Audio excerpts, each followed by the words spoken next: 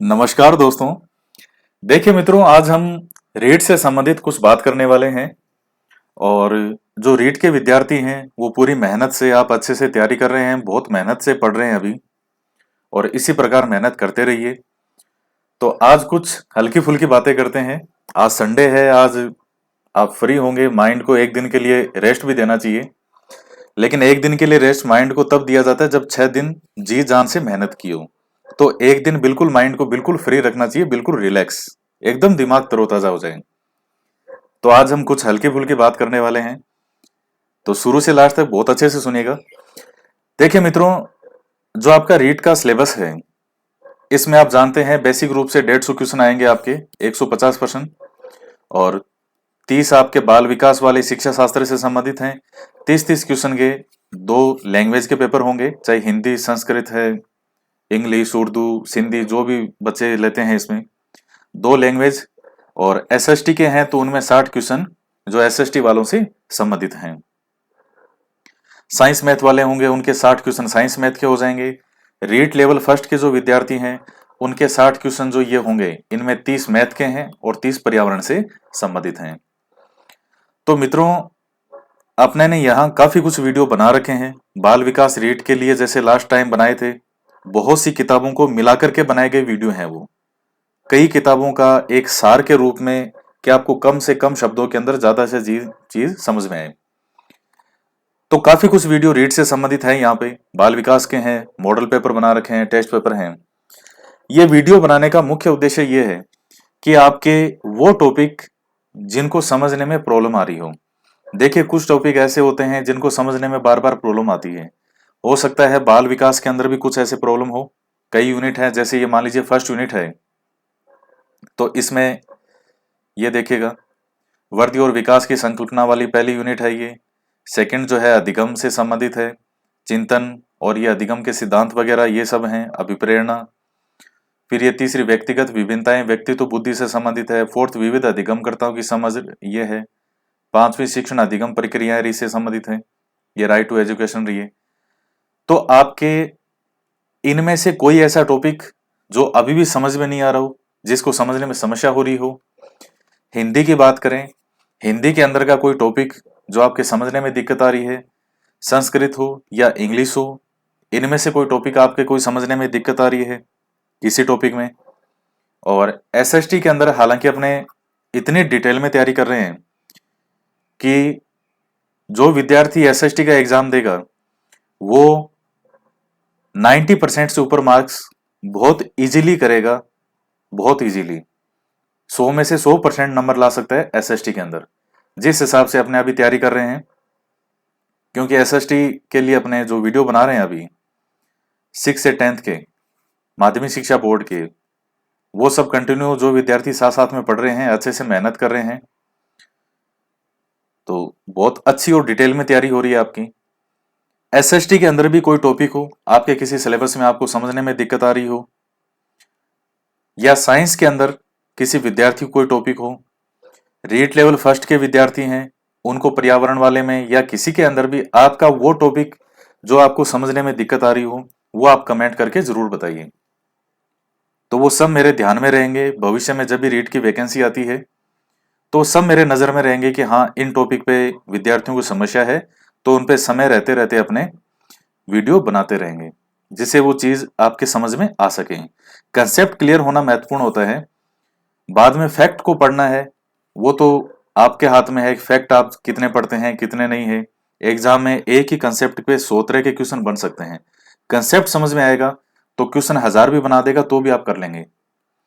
तो कोई टॉपिक आपको समझ में आ रही है, अगर दिक्कत हो रही है, वो आप कमेंट करके बताइएगा, उसके बारे में भविष्य में विचार करेंगे। वो सब मेरे ध्यान में रहेंगे, सारे जो कमेंट पढ़ता हूं मैं। तो इसी पर्पज से आज ये वीडियो बनाया है। अब इसका मतलब ये नहीं कि आप ये कहें कि सर साइकोलॉजी पूरी पढ़ा दो, सर हिंदी सारी पढ़ा दो, ऐसे नहीं।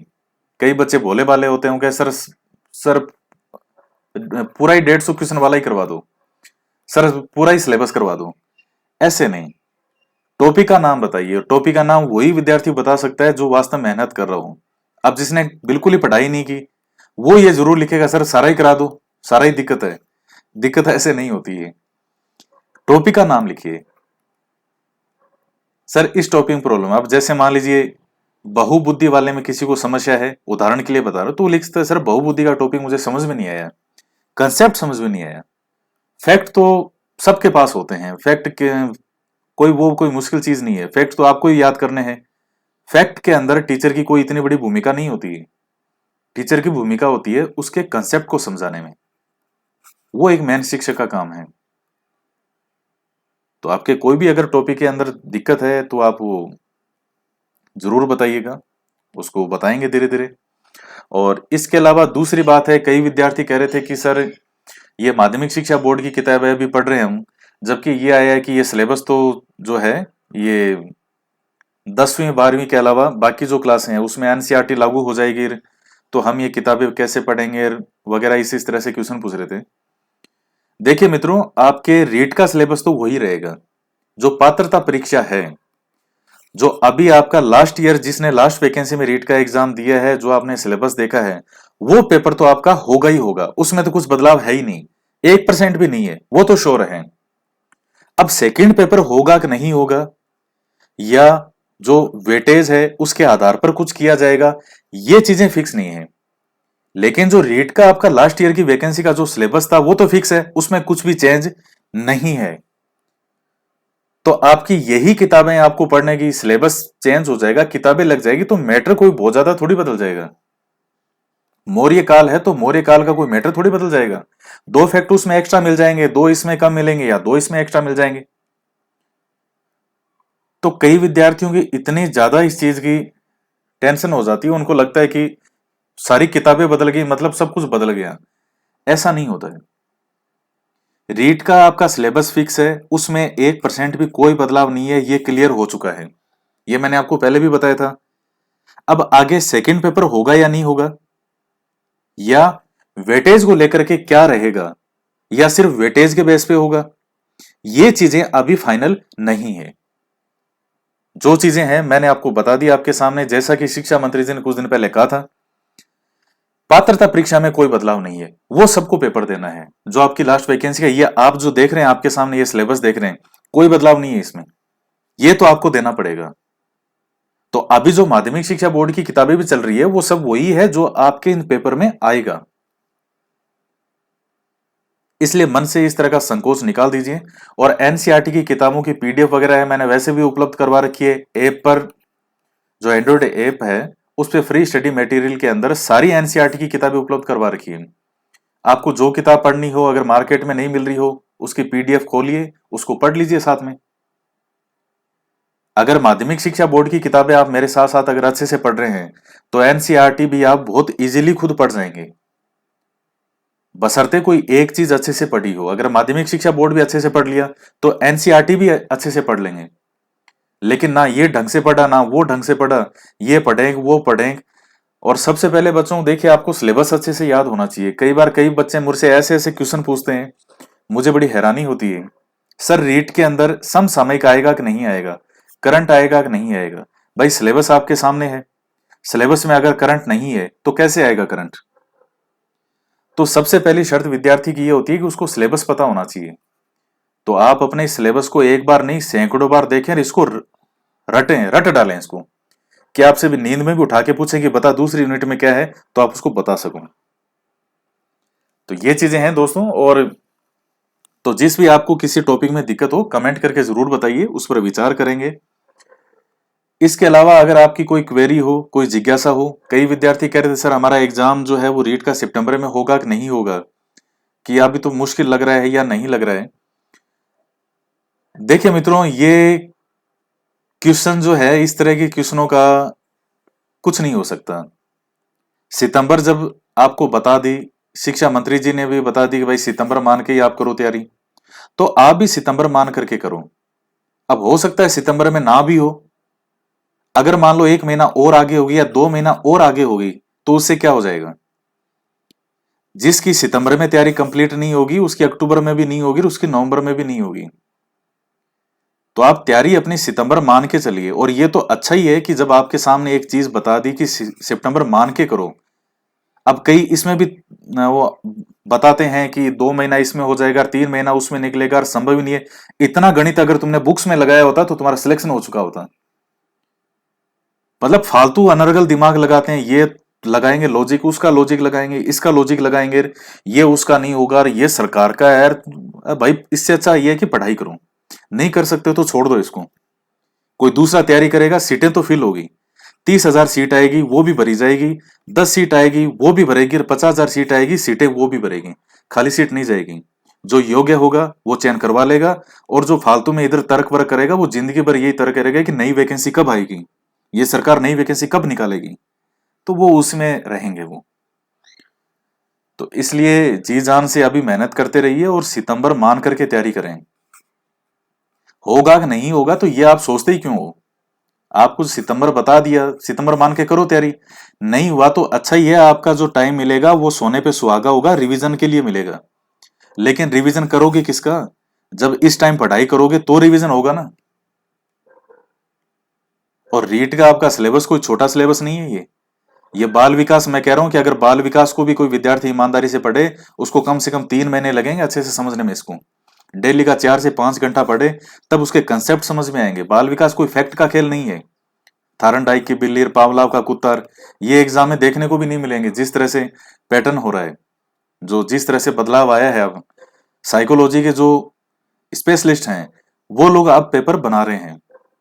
पहले जमाने अलग थे, जमाना बदल चुका है, समय बदल चुका है, पेपर का पैटर्न बदल चुका है, पूछने का तरीका बदल चुका है। जिसके कंसेप्ट क्लियर नहीं है वो चाहे कितना ही फैक्ट रटे, उसका कोई अर्थ नहीं है। कंसेप्ट क्लियर होना चाहिए। तो इसलिए पूरी ईमानदारी से मेहनत करते रहे। जो विद्यार्थी मेहनत करेगा वो अपना फाइनल सिलेक्शन करवाएगा। बहुत से विद्यार्थी ऐसे भी हैं जिनका लास्ट बार सिलेक्शन नहीं हुआ होगा, आसपास के नंबरों से रहे होंगे, वो बहुत मेहनत कर रहे हैं, वो कट ऑफ 72% गई, उनके 71% बने। ऐसे बहुत से विद्यार्थी हैं, 70% वाले हैं। तो ऐसा थोड़ी उन्होंने मेहनत नहीं की थी, वो तो लकी फिर लास्ट में कुछ एक बात होती है चांस की कि ठीक है कोई आसपास निकल गया, कोई रह गया। तो 70% वाले जी जान से लगे हुए हैं कि हम इस बार 80% बनाएंगे। तो कंपटीशन कोई आसान नहीं है, इनमें बहुत कंपटीशन है। तो केवल अपने टारगेट पे फोकस करें हमेशा कि मैं सितंबर में नहीं भी होता तो भी मैं कहता हूं कि 3 महीने की आप हमेशा मान करके करो कि भाई मुझे 3 महीने के अंदर अंदर अपनी तैयारी को कंप्लीट करना है। तब वो जाकर के आप उस स्थिति में रहेंगे कि आप वो पेपर दे सकें। तो दोस्तों आज के वीडियो में इतना ही। मेरा काम यही है कि मैं आपको सही जो एक चीज हो सकती है वो आपके सामने रखें। मानना या नहीं मानना वो आप पर डिपेंड है, आपकी समझ पर डिपेंड है। आप युवा हैं, आप समझने की क्षमता रखते हैं, तभी आप ये शिक्षक भर्ती के एग्जाम में दे रहे हैं। तो इसी प्रकार से पढ़ते रहिए, मस्त रहिए और खूब दहाप के पढ़ें। मैं तो कह रहा हूं पढ़ने से अच्छा काम दुनिया में कोई नहीं हो सकता। किसान खेती करता है, कितनी मेहनत लगती है उसमें। ये जो गर्मी पड़ती है, इतने तावड़ों के अंदर वो पिसता है बेचारा, इतनी मेहनत करता है खेतों में, फिर वो अनाज होता है। और उसका मूल्य भी क्या मिलता है? नाम मात्र का मूल्य भी नहीं मिलता किसान को। यहां तो सिर्फ पढ़ना ही तो है, ऊंट की तरह पड़े रहना है। ऊंट तो फिर भी चलो खेत में काम करता है, घर पे ही तो रहना है और पढ़ाई करनी है। जो आदमी खेत में 2 दिन काम कर लेगा, फिर उससे पूछे कि बता पढ़ाई आसान है खेत में काम करना आसान है, वो यही कहेगा साहब पढ़ाई आसान है वास्तव में, बस बैठ के पढ़ना ही तो है। तो ईमानदारी से पढ़ते रहे, मेहनत करते रहिए। सैलरी वैसे भी इतनी बढ़ रही है, भविष्य में और सैलरी बढ़ेगी, तो बहुत अच्छा अच्छा होने वाला है आपके साथ। तो मेहनत करते रहिए और वीडियो को लाइक जरूर किया कीजिए, ज्यादा से ज्यादा शेयर करें और मस्त रहो, किसी की चिंता मत करो। तो मिलते हैं नेक्स्ट वीडियो में एक नए टॉपिक के साथ। जय हिंद, जय भारत।